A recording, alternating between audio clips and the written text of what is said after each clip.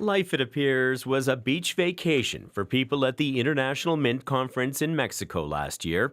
The Canadian Mint paid for 11 staff and senior executives to attend the Mexican conference, then dance, drink, and dine for 3 days at this all-inclusive, five-star luxury Mexican resort for a post-conference tour.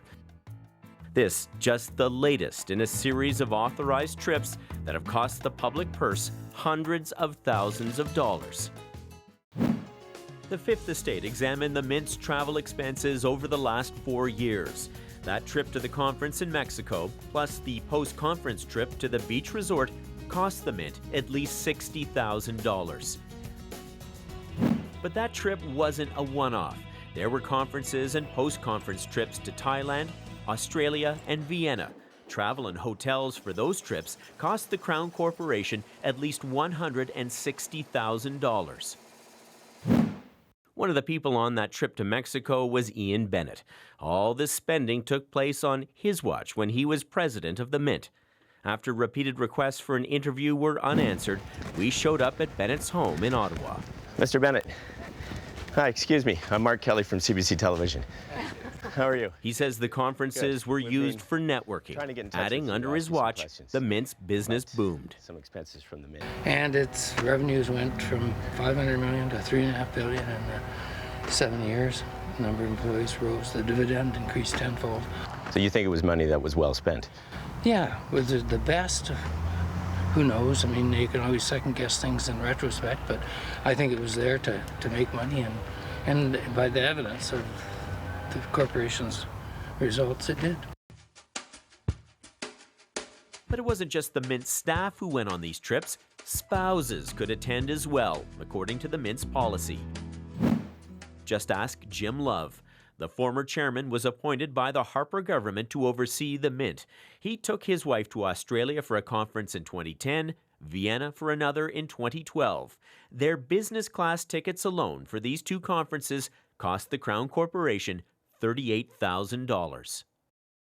The Fifth Estate contacted the U.S. and U.K. mints, who both say they do not pay for spouses to attend conferences or for their staff to go on the post-conference trips. The Auditor General's office had some concerns about the Mint's overall travel expenses. 16 other trips the staff took in 2013.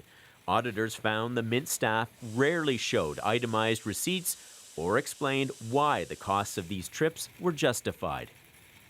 They don't seem to be able to demonstrate the due diligence on saying that the money is spent for a specific purpose. And if you are not clear about what the purpose of the trip is, then how do you judge, is it worthwhile for me to send people, and how many people, and how long do they stay, venue, and all that? We shared our findings with Aaron Woodrick from the Canadian Taxpayers Federation, an Ottawa-based lobby group. I don't say these are all bad people who are consciously trying to rip off the taxpayer, but in their coziness of their job, in their comfortable position, they forget, in some cases clearly very frequently, that this is Canadians' hard-earned dollars. At the very least, this should at least serve as a wake-up call that this sort of thing is going on, and that the government should take steps to make sure that there's policies in place government-wide for Crown corporations. Peter, we first contacted the Mint about these travel expenses last year. No one from the Mint would talk to us on camera, but just 2 weeks ago, we received this statement. It's a dramatic about-face. The Mint now says it will no longer pay for spousal travel, no longer pay for its employees to go on those post-conference trips like the one to the Mexican beach resort. You know, the Minister of Finance must be watching this closely. He's responsible for the Mint. What are they saying? Well, that's curious too, Peter, because we contacted Joe Oliver's office last month looking for a statement. We got nothing until hours before we go on air tonight. Now the minister says that, quote, abuse of taxpayer money is unacceptable, adding that when he became aware of these, quote, questionable expenses, he instructed the Mint to change its policies. Now, I just want to add that this is just the beginning of our investigation. We're looking at dozens of Crown corporations and federal agencies. We will have more to report in the coming days. All right, great. Mark Kelly from the Fifth Estate helping us out here tonight. Thanks, Mark.